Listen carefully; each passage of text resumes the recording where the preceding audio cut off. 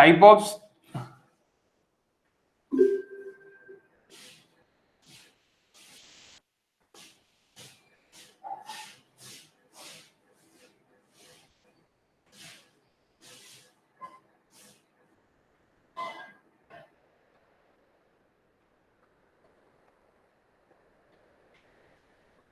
of loading on members, guys. I think सो मैंने discuss किया था कि टाइप ऑफ सपोर्ट्स किया था ना, simply support, roller support, fix support, यानी hinge support, roller support, fix support, no support, ये मैंने डिस्कस किया था I think so.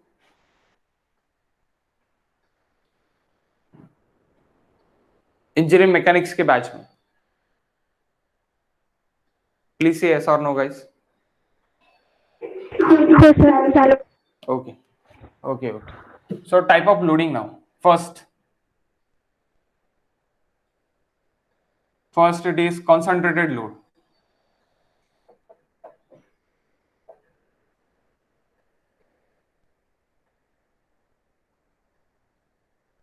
Concentrated load, it is nothing but point load.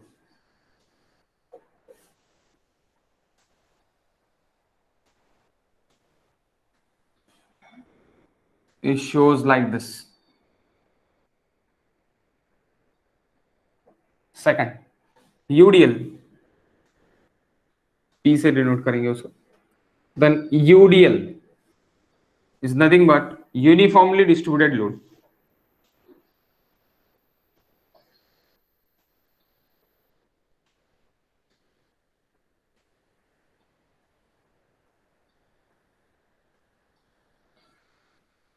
Uniformly distributed load.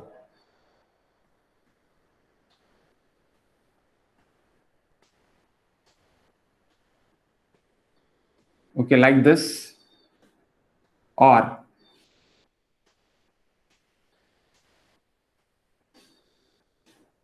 like this. Dabba loading is nothing but uniformly distributed load is rectangular loading. Rectangular loading को आप UDL के तरह convert बोल सकते हैं, यानी आप rectangular बोल सकते हैं। Third, hello sir, UVL. हाँ बोल। सर आज गेट प्रॉब्लेम नाही आहे आज रिएक्शन कॅल्क्युलेशन राहणार, तर तुम्हाला बोरच होईल आज. सो दॅट्स वाय तुम्ही लीव्ह पण झाले तरी चालतात, कारण की रिएक्शन कॅल्क्युलेशनच राहणार, यांना रिएक्शन कॅल्क्युलेशनच मी सांगणार. सर रेकॉर्डिंग हा रेकॉर्डिंग राहील, रेकॉर्डिंग टाकून दे. ठीक आहे. Okay.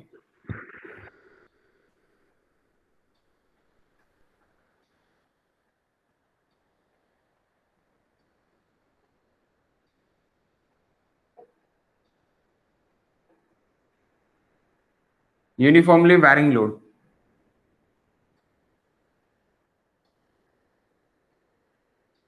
Uniformly varying load.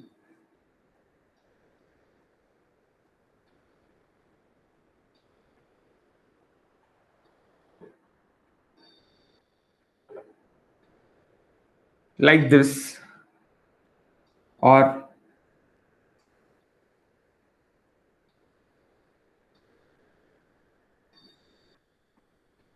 like this or like this also. Okay, these are the uniformly varying load.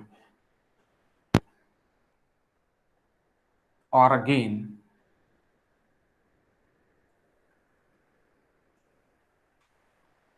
that is for two-way slab.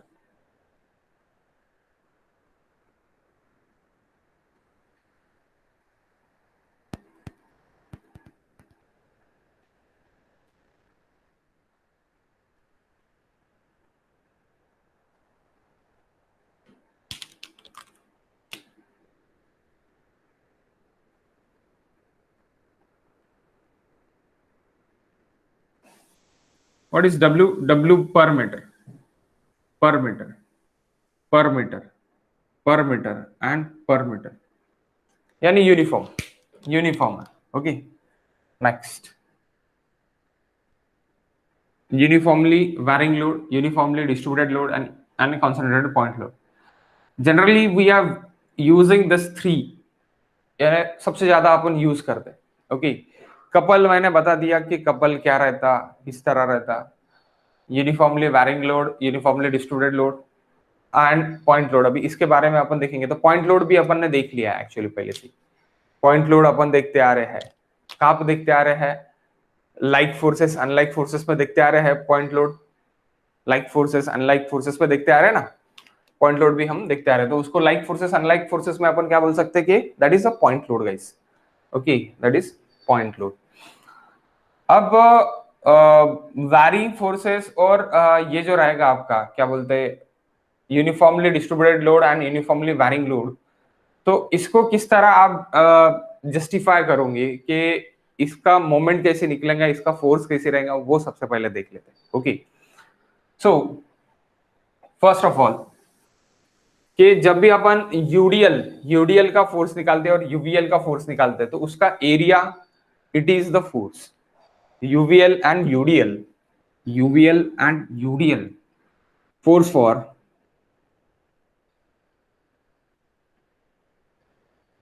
UDL.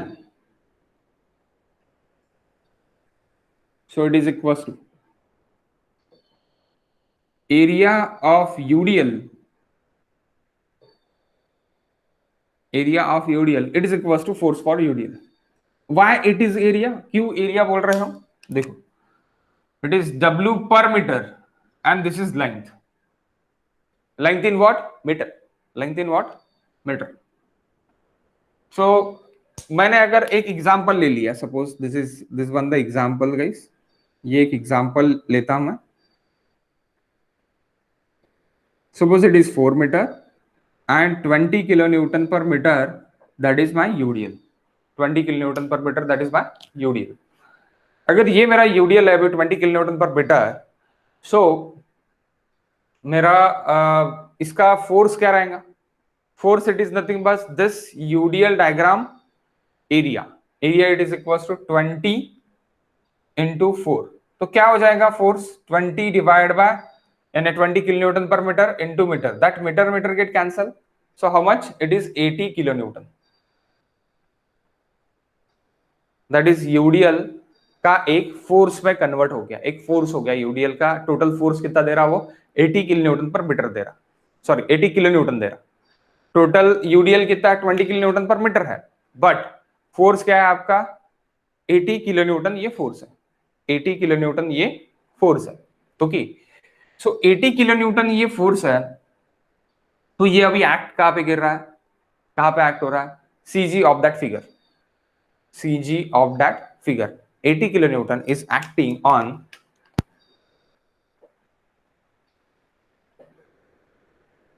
on CG of the UDL. UDL as nothing but rectangular loading.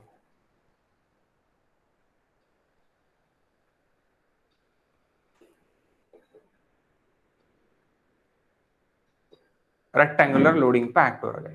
कहां पे act हो रहा है? Rectangular loading पे act हो रहा है.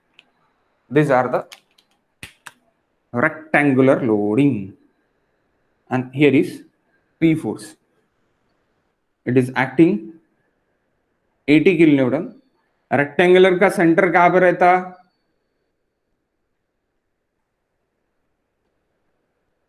L/2 ना.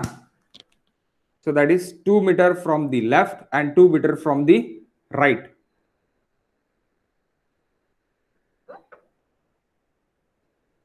समझे क्या? कोई डाउट है इसमें? मयुरी, डाउट आहे का याच्यामध्ये? काही कुठे ऍक्ट होत आहे त्याच्यामध्ये?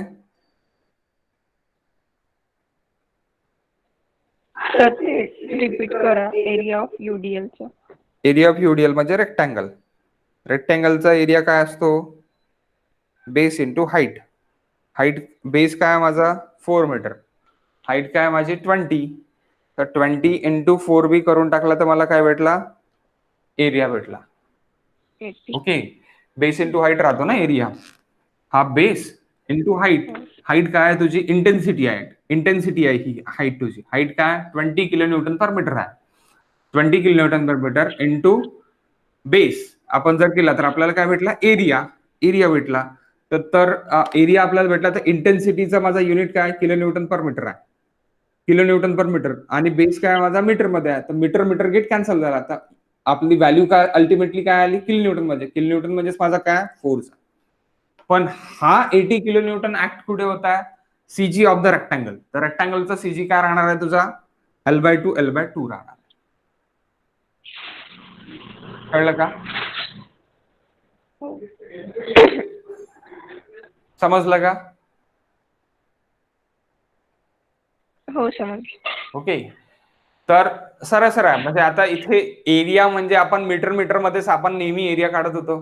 तर तसं नाही आहे. इंटेन्सिटी तुझी कशामध्ये पडते आता किलो न्यूटन पर मीटर मध्ये पडतात. Kilo Newton per metre. Okay. पर मीटर म्हणजेच काय पर मीटर रनिंग लेंथ. पर मीटर रनिंग लेंथ साठी एवढा इंटेन्सिटी पड़ता इतकी इंटेन्सिटी पड़ता. ओके यानी आपकी इंटेंसिटी पर मीटर रनिंग लेंथ के लिए एक है. 1 मीटर रनिंग लेंथ के लिए उतनी है. अगर आप 1 मीटर रनिंग लेंथ के लिए अगर 1 मीटर आप इंटू करते तो 1 मीटर के लिए क्या मिलेगा आपको 20 किलो न्यूटन मिलेगा. एंड 20 किलो न्यूटन ये 1 मीटर के लिए आपका लोड लग रहा है. ओके बट मेरी अभी स्पैन कितना है 4 मीटर. तो 4 मीटर के लिए कितना लगेगा तो 4 मीटर के लिए 80 लगेगा. लेकिन वो कहां पे एक्ट होगा वो उसके सेंटर पे एक्ट होगा. L/2 पे एक्ट होगा. Okay guys. So next it is इसके बाद क्या रहेगा यूनिफॉर्मली वैरिंग लोड देखेंगे कि यूनिफॉर्मली वैरिंग लोड. अब इतने सारे यूनिफॉर्मली वैरिंग लोड मैंने आपको बना के दिए तो इसके फोर्सेस क्या रहेंगे और किस तरह निकालेंगे वो देख लेते सबसे पहले. Okay so uniformly varying load सबसे पहले ट्रायंगल देखते हैं.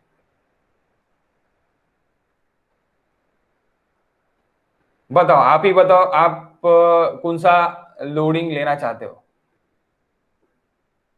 50 60 70 80 90 100 चॉइसेस दियो. 100 60 हाँ 100 okay 100 kilo Newton per metre span of the that simply support और span of that not a simply support span कितना है ये बताओ. स्पैन कितना स्पैन भी ले लो. अभी 100 पे एज्यूम कर लिया अपन ने तो स्पैन भी ले लो. स्पैन भी बता दो कितना रहेगा. एज्यूम कर लो 4 5 6 7 8 9 इसमें से कुछ भी आप बता सकते हैं. Sir 10 okay so if it is 10 meter it is span and 100 kilonewton meter it is UVL. okay uniformly varying load. अब यूनिफॉर्मली वैरिंग क्यों बोल रहे हो और यहाँ पे यूनिफॉर्मली डिस्ट्रीब्यूटेड क्यों बोल रहे हैं. सबसे पहली चीज यूनिफॉर्मली डिस्ट्रीब्यूटेड यानी यूनिफॉर्म दिख रहा है आपको पूरे स्पैन पे. ओके यूनिफॉर्म दिख रहा इसलिए यूनिफॉर्मली डिस्ट्रीब्यूटेड. यूनिफॉर्मली वैरिंग यानी यहाँ पे क्या है at the end it is 0 at the end it is 0 and at the end it is 0. And क्या है गाइस 0 0 है. ओके लेकिन at the centre it is 100 kilo Newton per metre. At the centre it is 100 kilo Newton per metre. Mayuri काय area राहतो ट्रायंगलचा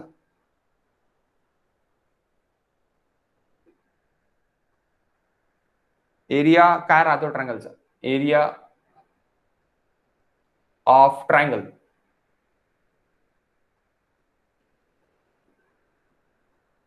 सांगा ना.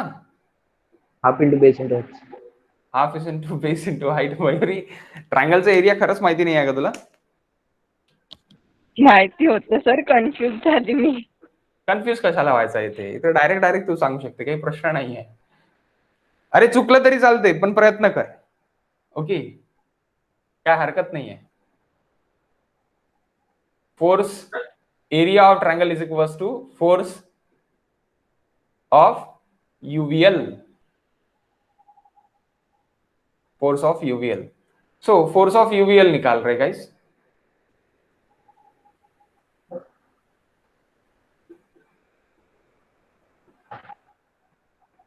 force of UVL is equals to half of base into height,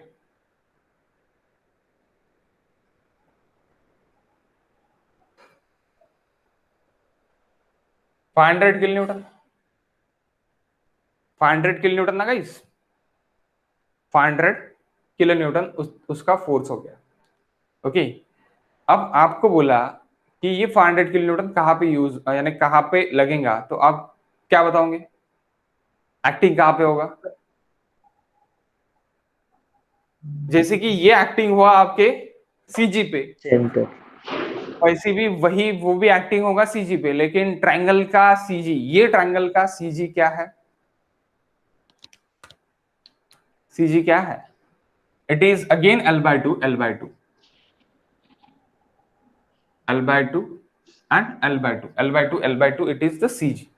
तो ये भी आपका act कहां पे होगा? आपका एक्ट सिंगल पॉइंट लोड अगर अपन इसको देखते तो single point load it is 500 kilo Newton, it's acting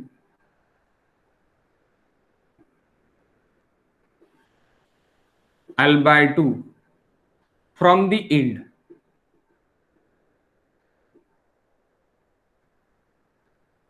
दोनों एंड से कहां पे एक्ट होगा? L by 2, L by 2 पे एक्ट होगा।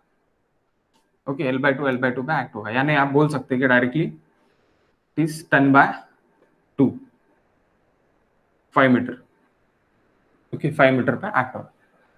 Again we taken this one. Okay, यहां पे क्या है कि यहां पे एक W है और यहां पे एक W पर मीटर, तो इसको अभी कैसे निकालेंगे? ओके, देखो गाइस, नेक्स्ट एग्जांपल सांग मयुरी, तू आता, तू चूज कर आता की कोणते लोडिंग्स घ्यायचे, कोणते लोडिंग्स लेना है। देर इज 100, 100 नाही, 100 भरपूर झाला, 70 मी इथे घेतो, इथे किती घ्यायचा सांग? 70 पेक्षा कमी घ्यावं लागेल फक्त मला।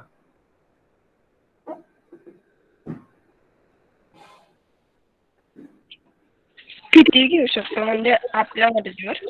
हा, तुझ्या मतात तू सांग ना। 50, ओके, 50,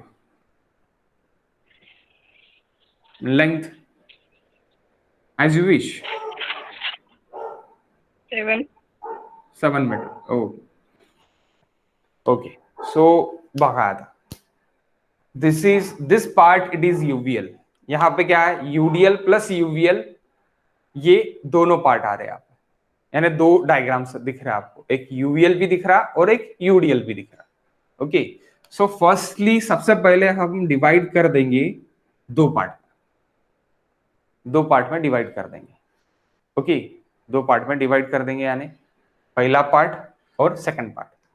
मैं दो पार्ट में इसलिए बता रहा कि पहले दो पार्ट में मैं बता दूंगा, देन मैं इसको ट्रापेजोइडल मेथड से भी बता सकता। ओके, बट सबसे पहले मैं आपको दो पार्ट से बताने का इसलिए बोल रहा हूं कि ट्रायंगल और आपका रेक्टेंगल, इसका एरिया और इसका सीजी आपको 100% याद रहता तो वो बेटर रहता। लेकिन अगर मैं इसका बताऊं क्या का, ट्रापेजोइडल का, तो ट्रापेजोइडल के सीजी के बारे में आपका थोड़ा भ्रम रहता, यानी आपको थोड़ा दिक्कत जाती। ओके, सो ये पहले देख लेते हैं ये कैसे होता करके। तो ये 50 है, 50 टोटली यहां से यूडीएल निकल गया, और ये यहां से यहां तक ये यूवीएल कितना निकला? फिर UVL 70 minus 50, it's nothing but 20। Sir हे दोघांचं म्हणजे हे झालं आहे ना, डिवाइड झालं आहे, यूडीएल बनेल खालचा आणि वरचा यूवीएल बनेल। आवाज नाही येत तुझा व्यवस्थित सर त्याला जो आपण कट केलाय दोन पार्ट मध्ये, वरचा तो यूवीएल बनेल आणि खालचा यूडीएल बनेल ना? वरचा यूवीएल राहील, खालचा UVL, हा. UVL राहील। बघ तेच कसा की. होईल, कसा होईल सांगतोय मी।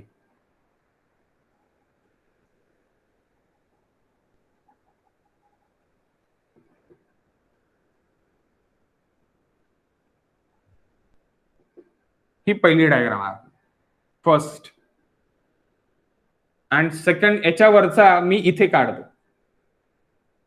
Because of no confusion. Okay,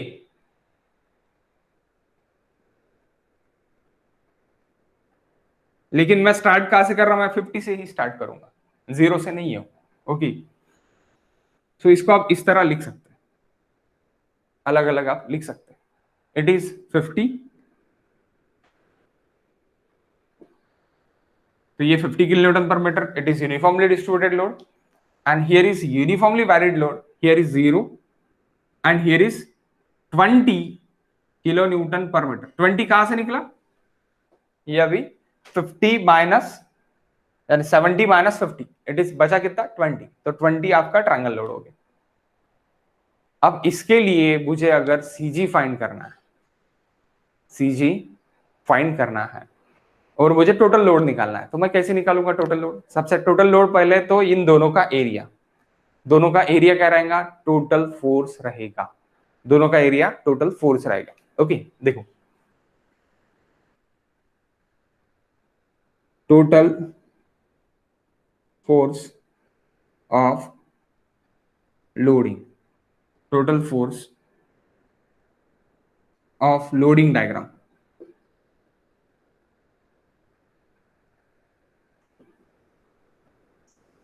is equals to total area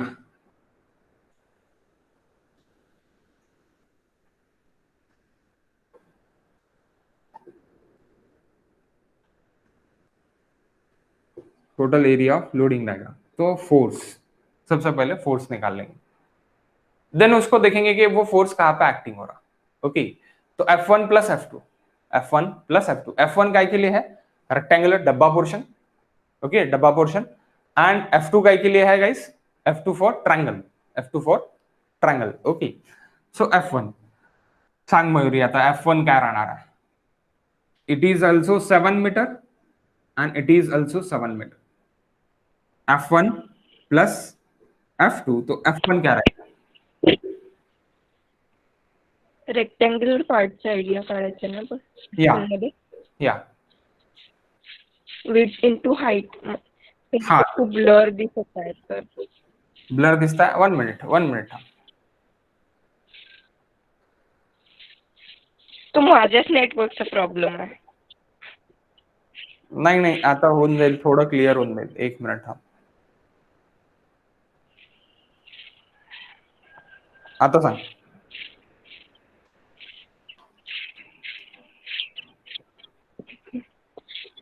आता पण ब्लरच आहे का? हो ब्लरच आहे ते, तो रोजचाच प्रॉब्लेम आहे, म्हणजे खूप ब्लर दिसते। 2 मिनिटं राहते त्याच्यानंतर मग क्लिअर होते, असं राहते की ब्लरच राहतो? नाही ब्लरच राहतो आणि थोड्या वेळासाठी येते क्लिअर, मग असा क्लास कसा का करतो? म्हणून समजायला पण खूप हार्ड जाते त्याच्यासाठी। ओके, 2-3 दिवस व्हिडिओ बघितले, पण ते मग व्हिडिओ मध्ये क्लासमध्ये समजत नाही तर व्हिडिओ मध्ये समजते, क्लास मध्ये समजत नाही? व्हिडिओ मध्ये समजते आणि मग क्लास मधले जे राहत तेवढं नाही समजत, मग क्लास मध्येच काही समजत नाही ना। मी ते सिम वगैरे चेंज बघितली होती, पण ते नाही झालं, काही दिवस चाललं चांगलं। अच्छा, नाही किती केबीपीएस देत आहे, 150 केबीपीएसच्या किंवा 100 केबीपीएसच्या वरती जर स्पीड देत असेल तर मग क्लिअर राहायला पाहिजे। हो आता होती थोड्या वेळ अगोदर, आता नाही, आता 18 आहे 15 आहे, मग देतच नाही स्पीड। 18-15 केबीपीएस मध्ये तर 101% काहीच दिसणार नाही, ते रोजचाच प्रॉब्लेम, म्हणून मग समजतच नाही। ऍटलिस्ट 150 केबीपीएस 100 केबीपीएस ही स्पीड राहायला पाहिजे, आपल्या वरती जो आयकॉन दिसतो ना तिथे दिसायला पाहिजे। तशी स्पीड खूप कमी येते। जिओ नाही आहे का, कुठे राहते तू? मी बाबूपेठला, जिओ होतं, जिओवर तर काहीच नव्हतं चालत, मग मी आता BSNL घेतलं, तिथे म्हणजे आवाज वगैरे क्लिअर येतो, जिओवर आवाजच नव्हता येत, आता पण ते क्लिअर नाही दिसत बोर्डवरचं। अशाने तर तू क्लासेस नाही करू शकशील ना? हो त्याच्यामुळेच ते समजायला खूप प्रॉब्लेम जात आहे। कॉलेजचं पण असंच चालतंय का तुझं? हो कॉलेजमध्ये म्हणजे असे बोर्डवर वगैरे नाही शिकवत, तर मग ते काही नाही, ते प्रेझेंट करतात आणि शिकवतात। प्रेझेंट स्क्रीन तर काही ब्लर होत नाही, ते तर लवकरच हे होत आहे। हो ठीक आहे, म्हणजे ट्युशनचा प्रॉब्लेम होतो खूप।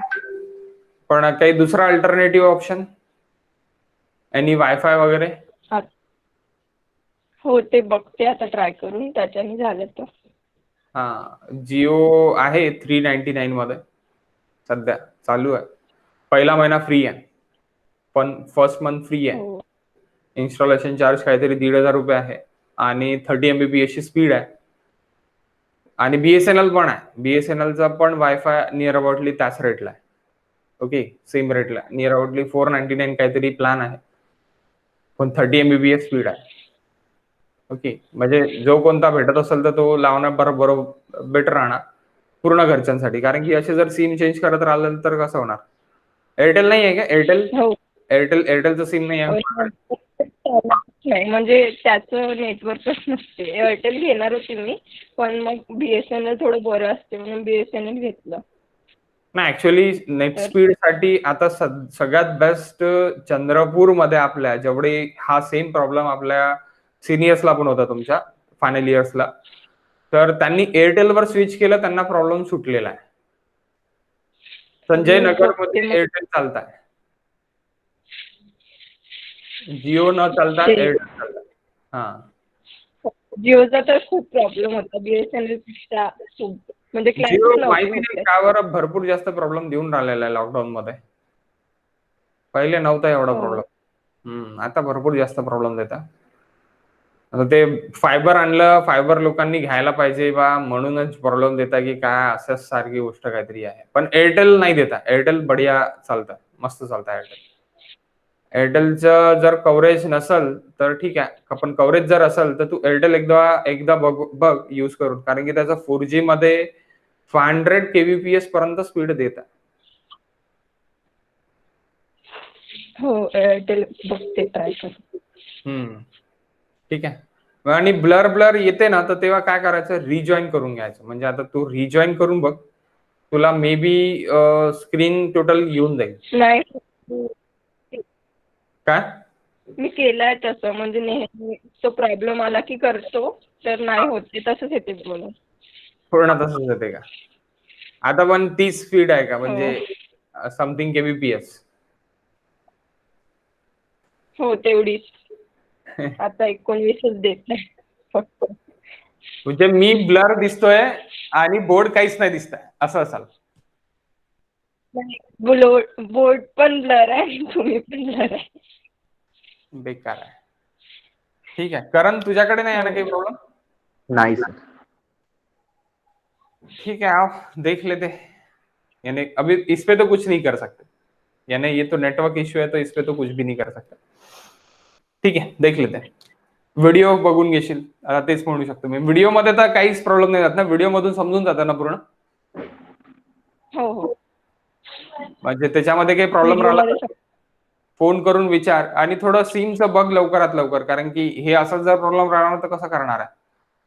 मे बी तुमचे या सेमचे एक्झाम्स पण ऑब्जेक्टिव्ह राहू शकतात, असं चालू आहे. कालच टाइम टेबल तुम्ही बघितला असेल मे बी. काल मी या ग्रुपवर टाकला आहे मुद्दामून, तुमचा नसून सुद्धा. सर 5th सेम तर 5th same 6th same समरची exams आहेत ते, म्हणजे बॅकलॉगची एक्झाम्स घेत आहे ते. पण त्यांनी हे पण इंटिमेशन दिलेलं आहे की if condition is not normal, then तुमचे पण पेपर याच वेनी घेण्यात येणार आहे. 1 तासाचा पेपर, 1.25 तासाचा पेपर, आणि तो घरूनच घेण्यात येणार, पण ऑब्जेक्टिव्ह राहणार. एका वेळेला एकच क्वेश्चन डिस्प्लेवर राहणार. So it is critical for us. म्हणजे बेकार राहणार ते. का बरं बेकार राहणार? कारण की तुम्ही कन्व्हेन्शनल थ्रू गेलेले आहे, ऑब्जेक्टिव्ह थ्रू नाही गेलेले आहे. त्या कारण तुमच्यासाठी बेकार राहणार. ठीक आहे, सो ते तुम्ही बघा थोडं त्याच्यावर. Okay, so 7 metre into 50 kilo newton into metre. So 7 into 50 घेऊन घेऊ आपण, तो पहला रेक्टेंगुलर सा एरिया होऊन जाईल. यानी पहला कौन सा हो जाएगा? 7 इंटू 50 अपना रेक्टेंगुलर का एरिया हो जाएगा. देन प्लस ट्रायंगल का एरिया क्या रहेगा? ट्रायंगल का area half of base into height. Okay, again half of base into height. ये ट्रायंगल रहो चाहे ये ट्रायंगल रहो, दोनों के लिए क्या रहेगा? Half of base into height ही रहेगा. Half of base into height. So that is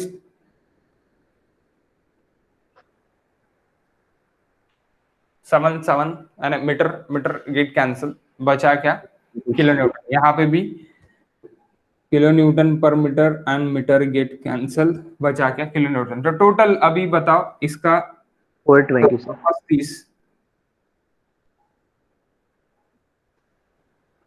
420 हाँ ओके, एंड 3.5 इंटू 20 या फिर 70 14 डिवाइड बाय 2 म्हणजे 70।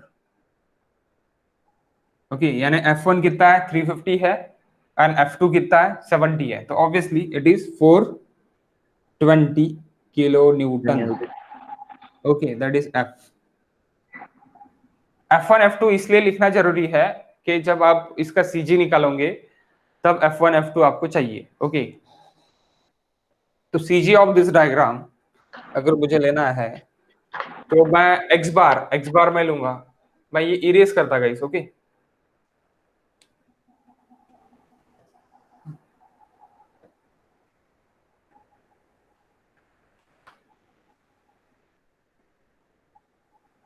What is the CG of this diagram. अगर मुझे x बार निकालना है, suppose I am finding x bar from this, एक x बार मुझे फाइंड करना है, तो क्या हो जाएगा x1 f1 plus x2 f2 divide by x2 f2 divide by f1 plus f2। Okay f1 plus f2, कोई भी सी मिक्स अगर निकालना है तो सी मिक्स का फॉर्मूला यानी कहीं पे भी अप्लाई होगा, okay that is nothing but a C mix बोल सकते हैं अपन। सी मिक्स के लिए फॉर्मूला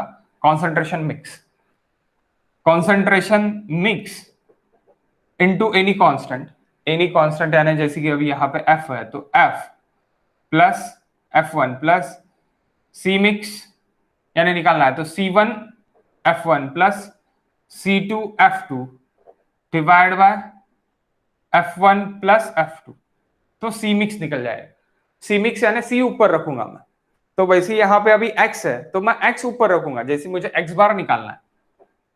एग्जाम्पल है ये हर जगह यूज होगा। Okay so x bar it is equals to x1 f1 plus x2 f2 plus f1 plus f2, it's nothing but f। So what is x1 it is CG of the rectangular, it is equals to 7/2 L by 2।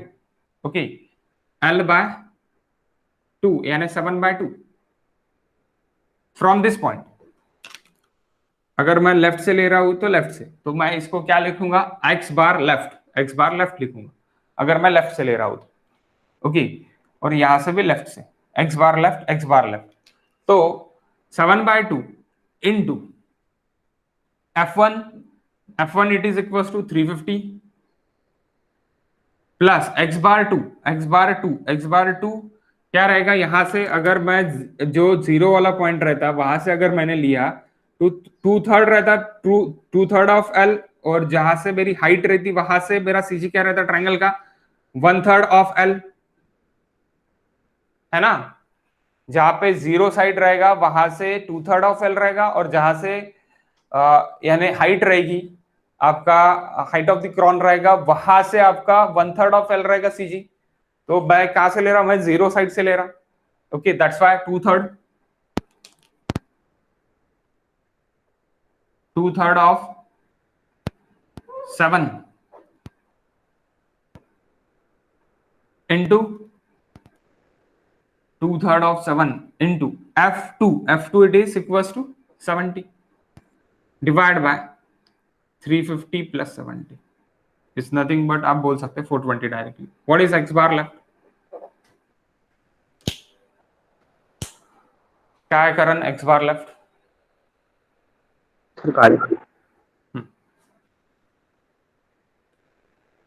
पहिले पण join होत होतो तेव्हा असंच दिसत होतं का Mayuri?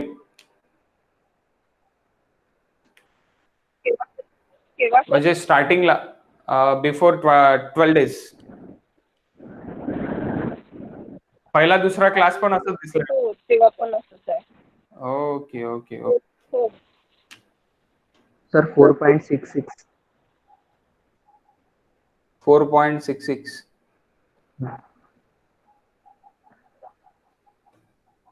4.66.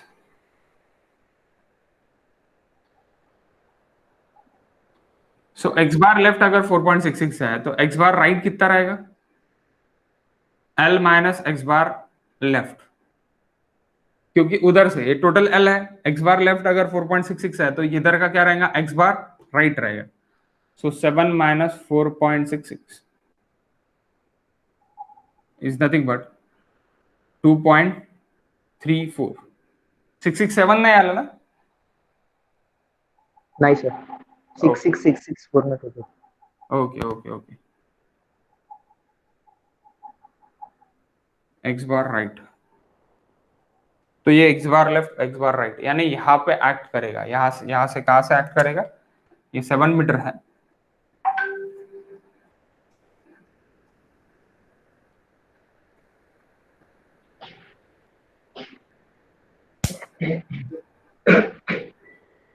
So it's nothing but 4.66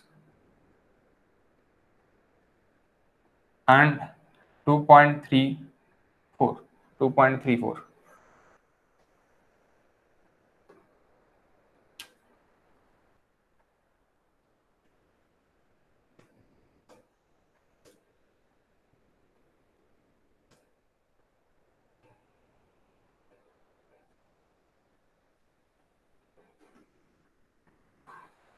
okay.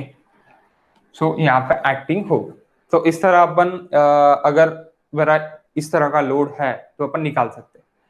अभी सेम लोडिंग यानी सेम लोडिंग मैं और दूसरी तरीके से भी निकाल सकता है, यानी कौन सा यूज करके? ट्रापेजोइडल यूज करके भी मैं निकाल सकता हूँ. व्हाट इज द ट्रापेजोइडल, यानी ट्रापेजोइडल अभी किस तरह निकालेंगे? और ट्रापेजोइडल टोटल फोर्स, ये एक्टिंग हो गया. अभी acting from right left, left से इधर एक्टिंग और राइट से उधर से एक्टिंग. जो मेरा कौन सा एक्ट हो रहा? Force, total force is acting 420 kilo Newton. 420 kilo Newton वहां पे एक्ट हो रहा. ओके. आपको ये एक्टिंग क्यों निकाल रहा मैं? मोमेंट लेना इजी होगा एक्टिंग अगर निकालूंगा तो, और रिएक्शन क्वेश्चन जो भी आएंगे वो इसी के बेस पे आएंगे. Okay okay guys. So next again, अगर आपको ट्रायंगल और ट्रेपेजोइडल रेक्टेंगल और ट्रायंगल यूज नहीं करना है सपोज, तो आप क्या यूज करोगे? Directly trapezoidal. तो total force F is equals to area of loading is equals to A plus B divided by 2 into L. A plus B divided by 2 into L. Okay आप ये बोल सकते हैं कि that is the area of trapezoidal. Area of trapezoidal. So it's nothing but 50 plus 70 divided by 2 into 7. How much? 420 guys, है ना? हाँ sir. Directly आप निकाल सकते हैं. Okay. And CG of trapezoidal from left end from right. CG of the force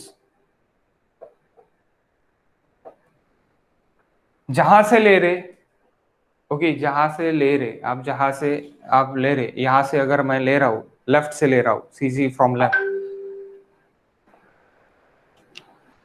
यानी CG from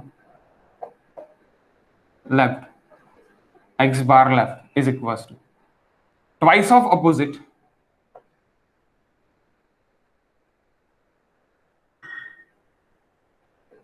plus nearer divided by opposite plus nearer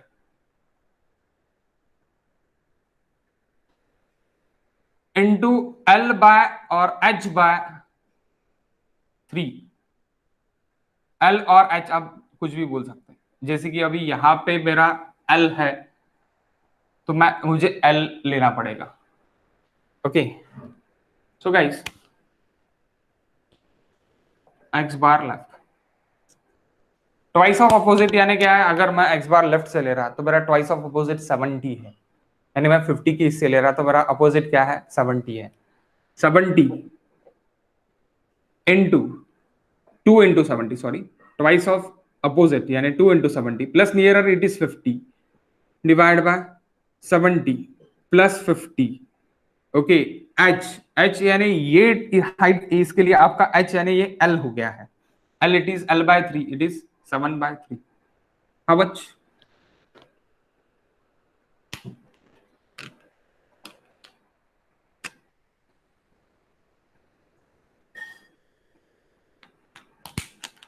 Please give me the answer.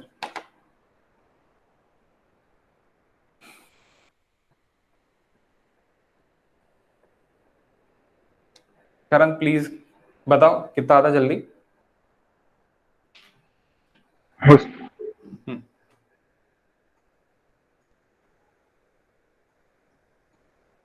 Sir 136.11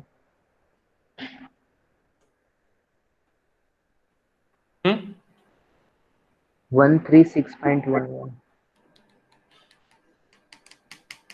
एक minute, काही चुकताय का? हा हा हा बरोबर आहे, म्हणूनच चुकताय।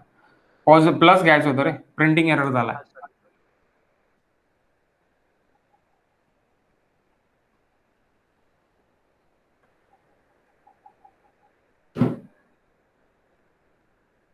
बहुत सारे प्रिंटिंग एरर हो जाते क्योंकि मैं सिखाते सिखाते दिमाग कोई अलग चले जाता, सो वो फिर काम याद आ जाता, तो यहाँ पे फिर जो यहाँ पे साइन लिया है वो यहाँ पे साइन रिपीट हो जाता। सो सर वो 3.69। 3.69, yes 3.69 twice of opposite plus nearer divide by opposite plus nearer into h by 3।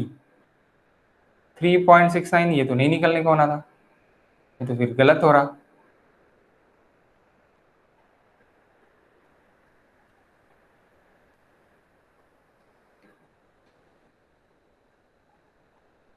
Four 4.66 यायला पाहिजे होतं, twice of opposite plus nearer।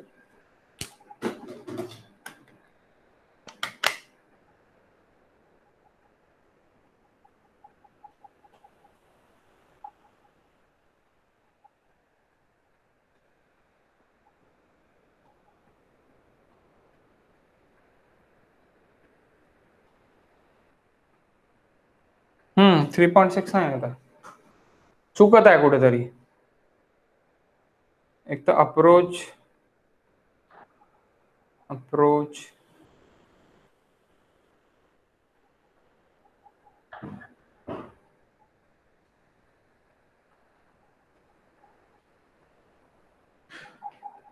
twice of opposite, हे चुकवलं आहे का वरचं?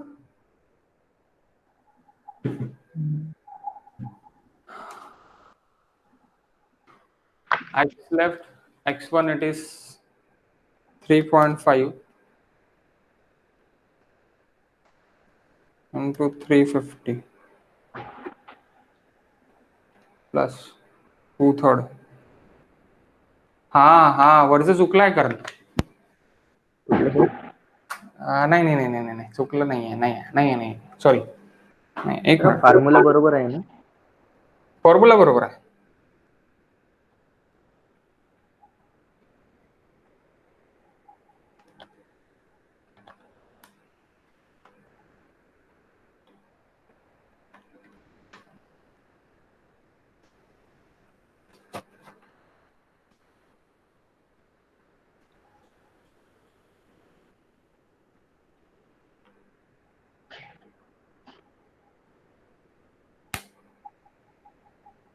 अरे तू इथेच चुकीचा आन्सर सांगितलं ना,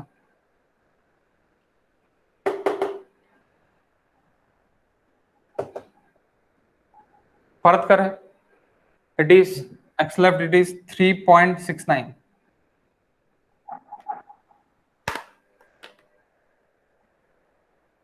7/2, it is nothing but 3.5 into 350. Okay, plus 2/3 of 7 into 70 divided by 420.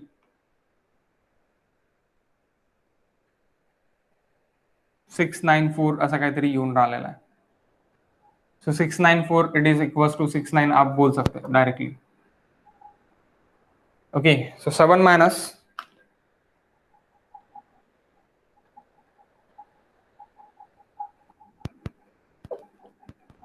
3.69. So 3.305 metre और 30 ओनली. 30 नहीं आएगा, फिर 31 आएगा. ओके, सो यहाँ पे अभी कितना आ रहा आपका? 3.69.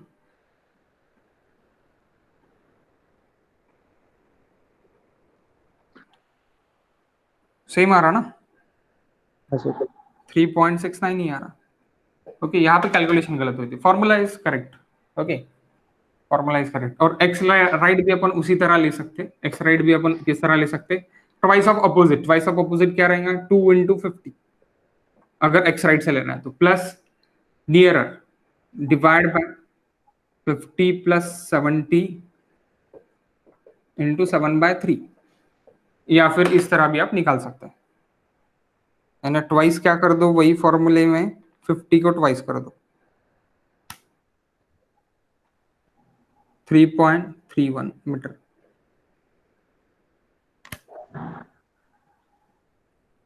X bar left, X bar right, x bar left. Okay, ये सीजी में अपन फिर से देखेंगे. This is the part of CG. Okay, CG का ये पार्ट है, फिर से देखेंगे अपन. लेकिन अभी लोडिंग के वक्त आपको देखना है फिर से, इसीलिए मैंने ये लोडिंग के इसलिए आपको मैंने निकाल के दे दिया. ओके, सो गाइज अगेन आप जो 2-3 मैंने लिख के दिया था 3 टाइप के, तो आप आपके ये डालो, वैल्यूज डालो वहां पे, और वैल्यूज डाल के खुद निकाल के देखो कि खुद आता क्या है, लोडिंग आएगा क्या. और जैसे कि मैंने इस टाइप का भी बोला था,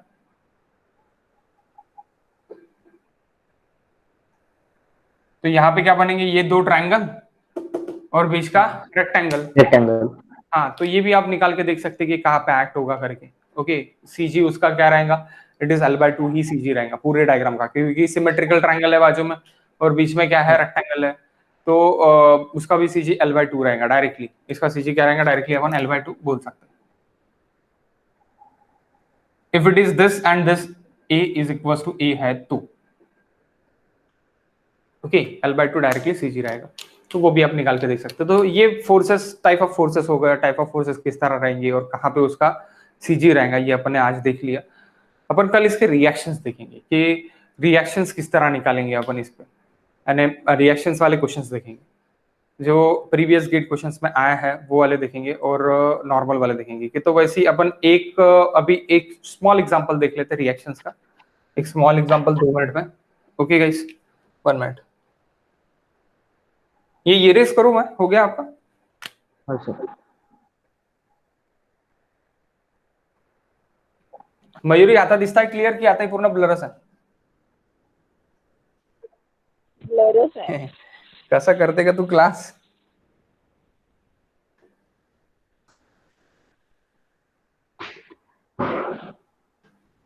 म्हणजे तुला एकदम ब्लरच दिसते. ऐकते तू तर कळते का तुला माझं ऐकल्याने पण? ते पण पूर्ण वरतून जात असेल.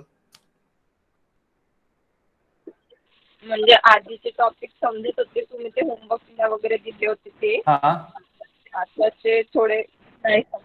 व्हिडिओ पाहून समजते का की व्हिडिओ पाहून पण नाही समजत?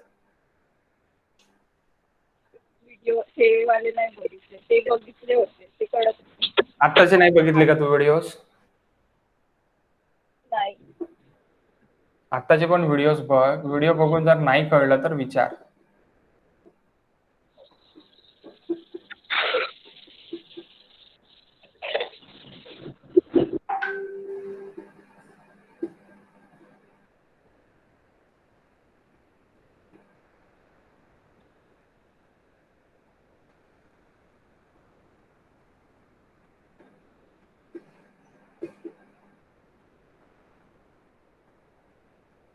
Okay, A, B, C and D. So guys, अभी यहाँ पे आपको कितने सपोर्ट्स दिख रहे हैं? 2 सपोर्ट्स दिख रहे हैं। एक कौन सा दिख रहा है? एक हिंज सपोर्ट दिख रहा है और एक रोलर सपोर्ट दिख रहा है। Hinge support has a 2 reactions, fx, fh और fx बोल सकते हैं आप, और rx बोल सकते हैं, and that is rye. Okay, here is again ryd. Okay, ryd. So here is 3 reactions is there. 3 reactions is there. 3 reactions और 3 इक्विलिब्रियम इक्वेशंस. क्या मैंने इक्विलिब्रियम इक्वेशंस के बारे में डिस्कस किया है? नहीं sir. Okay guys, equilibrium equations.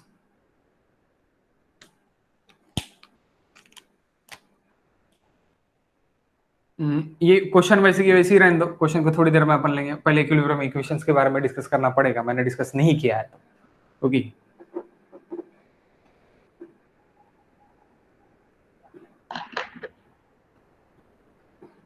equilibrium equations. First for 1D, one dimensional. First for one dimensional. One dimensional, it is axial only.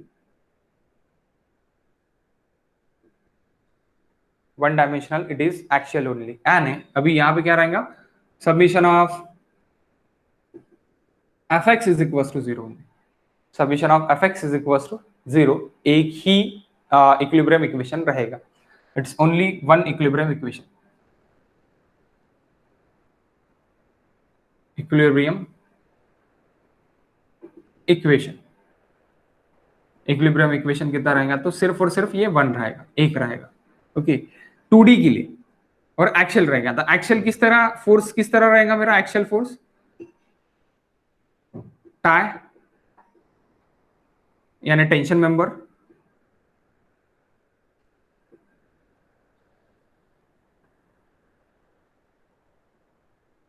And compression member. Compression member is nothing but guys strut. आप trust में देखेंगे strut, it is compression member.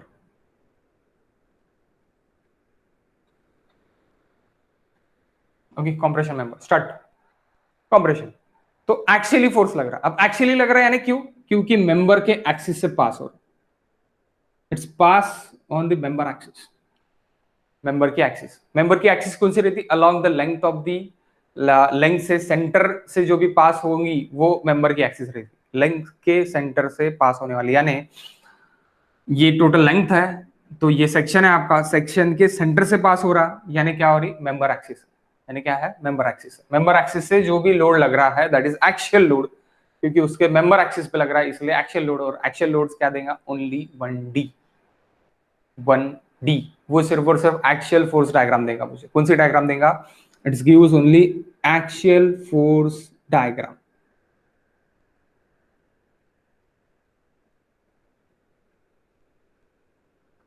Compression और tension के लिए axial force diagram gives 1D.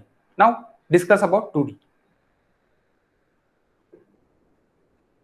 Discuss about 2D जो अपने को है. 3D भी है, 3D भी मैं बताता, ऐसी कुछ है नहीं.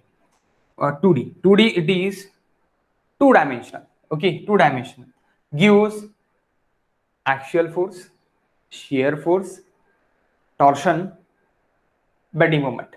Okay, okay. AF, shear force and bending moment. आप बोल सकते AF को axial, shear, axial force, shear force,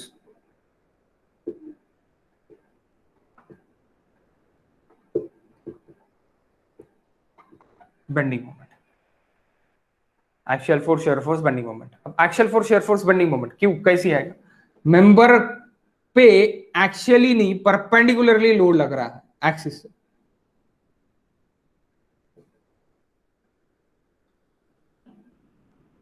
that is 2D.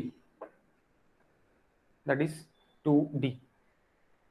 This question we seen in 2D। Okay, अब 2D में आपके पास 3 इक्विलिब्रियम इक्वेशंस रहते हैं, 3 equilibrium equations, which are the summation of fx is equals to 0, summation of fy is equals to 0 for shear force, summation of moment is equals to 0 about the z axis is equals to 0. That 3 is the equilibrium equations for 2D, for 2D। मैंने सही में equilibrium equation जब मैंने equilibrium start किया तब मैंने नहीं बताया नहीं सर, उतना डिटेल में नहीं बताया। Okay okay okay okay okay, no issues. Actually पहले बताना था मुझे, लेकिन मैं भूल गया। ठीक है, वैसे भी इसका काम नहीं गिरा, जो अभी गिरेगा कहाँ पे, रिएक्शंस कैलकुलेशंस के लिए।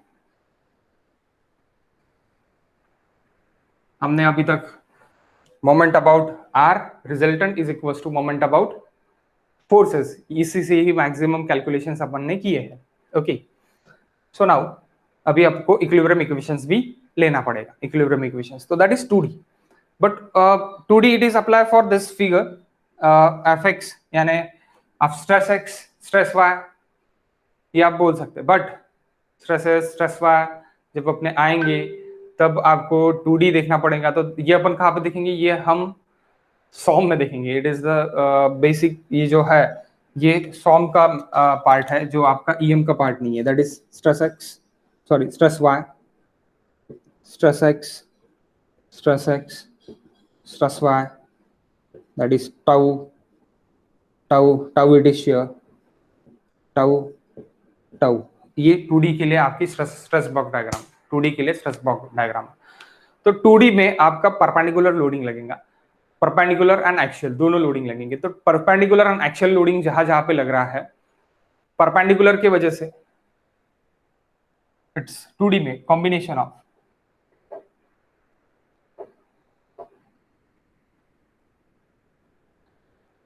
perpendicular loading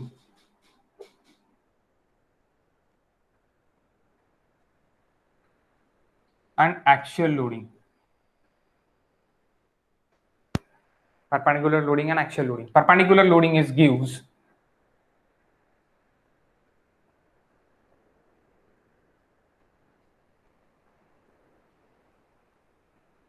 bending moment and shear force।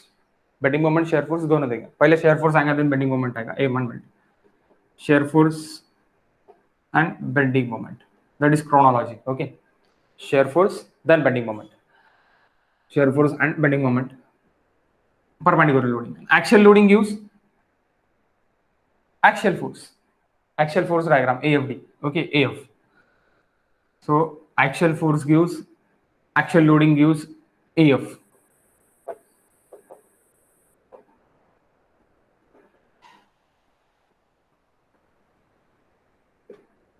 AF और AFD भी बोल सकते हैं आप, axial force diagram, shear force diagram, bending moment diagram, but it is the part of SOM or MOS, mechanics of solids, strength of material। okay, not for engineering mechanics। engineering mechanics का part नहीं है। engineering mechanics में सिर्फ और सिर्फ हम क्या देखने वाले हैं, reactions only। okay, reactions। next guys, next it is for 3D। what is for 3D now? 3-dimensionally force applied, here is 2-dimensionally force applied is over। वहां पे क्या रहेगा, 3-dimensionally force applied करना है मुझे, तीनों डायरेक्शन में फोर्स अप्लाई करना है। Okay, 3D is equals to axial force, shear force, bending moment सभी आएगा यहाँ पे, लेकिन इट इज इन 3 डायमेंशनल। यहाँ पे 2D के लिए था, XZ प्लेन के लिए था, यानी यहाँ पे आप XZ प्लेन, XY प्लेन इस पे ही देखोगे, सिर्फ 2D के लिए एक ही प्लेन देखोगे। यानी suppose it is XY plane और XZ प्लेन, यानी एक 90 डिग्री के लिए प्लेन देखोगे आप। ओके, 90 डिग्री के लिए प्लेन देखोगे आप, XZ देखेंगे और वाई देखोगे, एक्स जेड एक्स वाई और वाई जेड कोई भी एक प्लेन आप देखोगे। ओके, 3D में ऐसे, 3D में क्या रहेगा आपका, एक्स वाई जेड।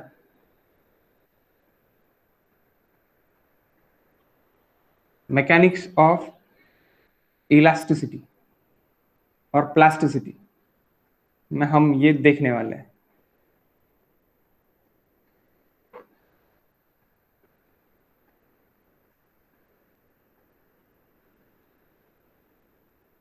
इलास्टिसिटी जो है, this is the subject in MTech.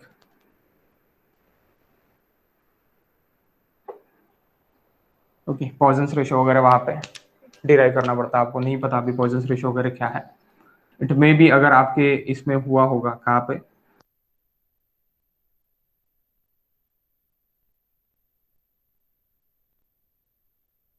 Sir आवाज नहीं आ रही।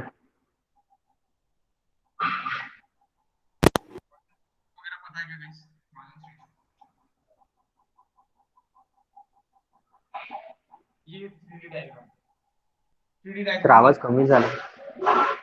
आवाज आवाज कमी होणार, आता थोड्या वेळात वाढला आवाज, ऑटोमॅटिक आहे ना. झालं sir.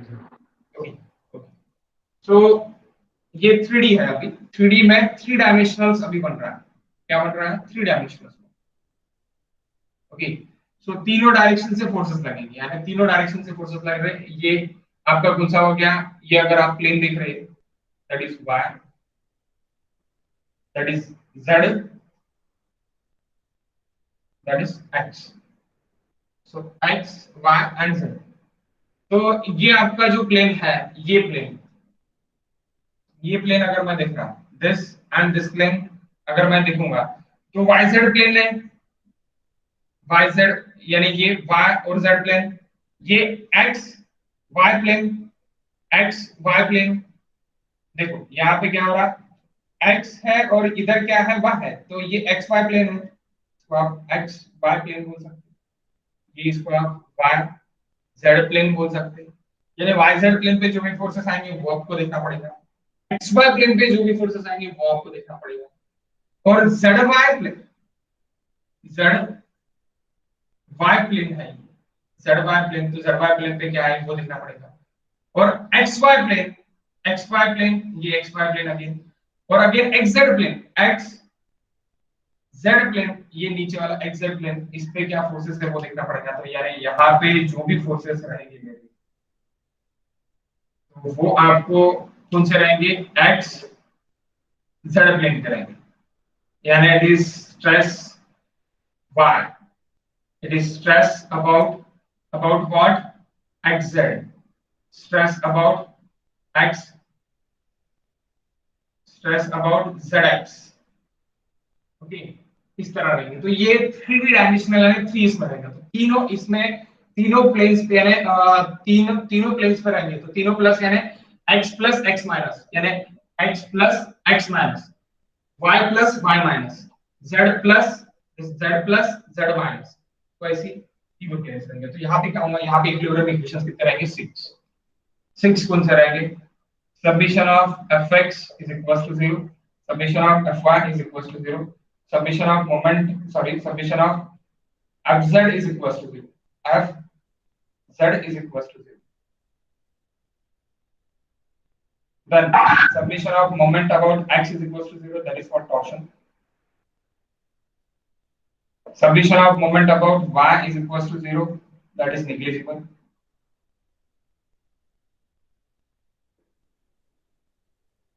in frame, and summation of moment about z is equals to 0, that is bending moment।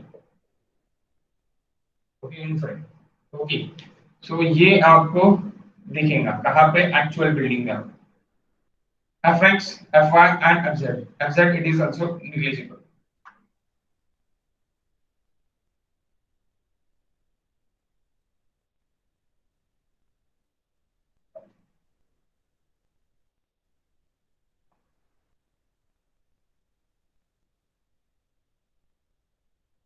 negligible। Okay, so in frame FX FY दिखेगा as it is negligible. Torsion दिखेगा, टॉर्शन मोमेंट दिखेगा, torsion moment and Fy it is negligible, My it is negligible, moment about the Y is negligible, both come value रहेंगी, mz की value आपको दिखेगी। तो ये जब आप एक्चुअल डिजाइनिंग के लिए जाओगे 3D में तब आपको पता चलेगा सॉफ्टवेयर बेसिस पर, मैनुअल बेसिस पे भी पता चलेगा, लेकिन मैनुअल बेसिस पे जाने के लिए आपको फाइनल ईयर तक पूछना पड़ेगा। फाइनल ईयर में आपको देखेगा कैसे, क्योंकि structural analysis 3 and structural analysis 3 and advance RCC structure, इसमें आपको देखना है एडवांस आरसीसी स्ट्रक्चर में उसका डिजाइन करेंगे। ओके, तो ये 6 इक्विलिब्रियम इक्वेशंस यूज करना है फॉर 3D, 3 इक्विलिब्रियम यूज करना है आपको for 2D and 1 equilibrium equation आपको यूज करना है फॉर 1D। ओके, सो आपको जनरली कौन से यूज करना है 1D and 2D, 3D it's not your part, it's not your part. Now go for this again, ये क्वेश्चन के लिए अपन जाएंगे, समझ गया ना ये? मैं ये तो डिस्कशन चलता करेंगे। हो सर, समझ। तो मैं तुला व्हिडिओ बघावा लागेल परत एकदा, ठीक आहे? एंड हा याच्यासाठी तर बघावाच लागेल, 101% बघावं लागेल, त्याच्यानंतर तुम्हाला विचार इसका देख लेते हैं रिएक्शन कैलकुलेशन।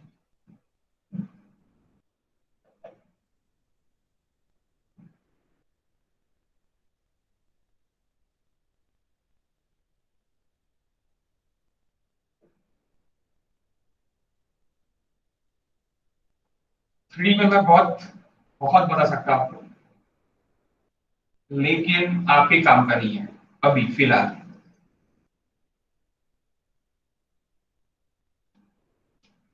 तो हॉरिजॉन्टल RX की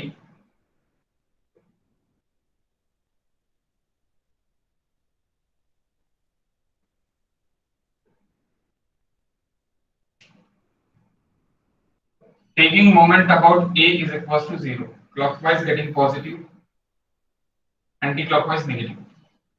So minus, अगर मैं taking moment about A लेना तो minus RD, R by D into how much distance guys? 5 plus 4 9, 9 plus 3 12 plus 50 into 5, ये क्या हो गया आपका 50 into 5, 50 into 5 क्या हो गया guys? It is load, UTL है ना, यूटीएल का एरिया क्या होता है? लोड होता है। एक्ट कहां पे करेगा? एक्टिंग कहां पे होगा? 5/2, 5/2 का acting. Load into the perpendicular distance, load into perpendicular distance क्या रहता है? मोमेंट रहता है। तो ये परपेंडिकुलर, ये एक्ट कहां पे रहा? 50 into 5, 50 into 5 एक्ट कहां पे होगा? यहां से L/2 पे एक्ट, L/2 पे एक्ट होगा। तो इसलिए 50 into 5 that is load into L/2, इसीलिए मैंने अभी लोड्स into CG लिए उसके। क्यों? क्योंकि मुझे मोमेंट लेना, मोमेंट कैसे लूंगा? जहां पे मेरा CG पे एक्ट हो रहा लोड, वहां पे मेरा मोमेंट रहेगा। ओके, तो मेरा मोमेंट रहेगा, इसलिए 50 into 5 into 5/2 ये मेरा क्या हो गया? मोमेंट हो। थैंक्स। प्लस अब ए से मैं फिर से ले रहा, तो 60 into डिस्टेंस कितना है? 60 का 9 metre is equal to 0। What is R by D? Clockwise जा रहा है, इसलिए पॉजिटिव पॉजिटिव है।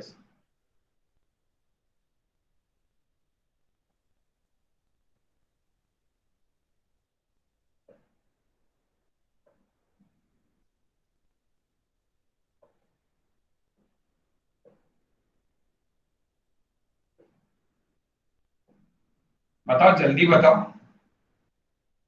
सर 97.08। 97.08 बरोबर आहे ना आता कॅल्क्युलेशन? हो sir. Okay, 97.08 clear. So 97.08 clear. Positive upward, so that's the plus 97.08। Summation of vertical forces equals to 0 जब अपन करेंगे तो R by A ऊपर जा रहा, नीचे कौन आ रहा? 50 into 5 लोड लेना है सिर्फ और सिर्फ। समेशन ऑफ वर्टिकल फोर्सेस आने सिर्फ लोड लेना है, मोमेंट ले लेना है, तो सिर्फ लोड आएगा, तो इसलिए 50 into 5 ले रहे हैं, सिर्फ और सिर्फ लोड। ओके, ये भी क्या है? लोड। 60 नीचे आ रहा, कौन ऊपर जा रहा है, आर बाई डी ऊपर जा रहा है, इसलिए उसको अपन आर बाई डी ऊपर लेके गए, तो आर बाय ए कितना निकला, उधर लेके चले जाओ, 250 प्लस 60, 310 माइनस 10,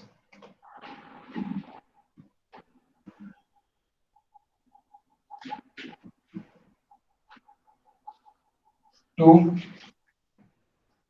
1 2.92 2.92 ना, हाँ सर. तो 2.92 बरोबर है ना, 2.92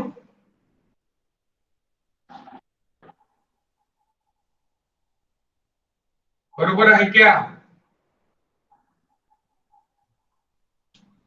कैलकुलेशन बरोबर है क्या गाइस, उधर लेके जाओ आप, हो आहे -21.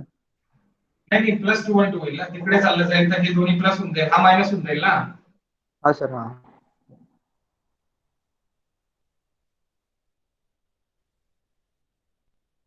And summation of horizontal forces is equal to 0, तो ये 0 ही है, कोई हॉरिजॉन्टल फोर्स है क्या आपका, नहीं है, तो इसलिए क्या रहेगा, summation of horizontal forces fx is equal to 0, so rxa is equal to 0, इधर जाने वाले पॉजिटिव, इधर जाने वाले नेगेटिव, ठीक है guys, कल देखते हैं, बाकी अभी लेट हो गया एक्चुअली आज, तो बाकी आप कल देखते हैं, ओके, कुछ लिखने का होगा तो स्क्रीनशॉट ले लो प्लीज, बाकी आपण कल देखेंगे.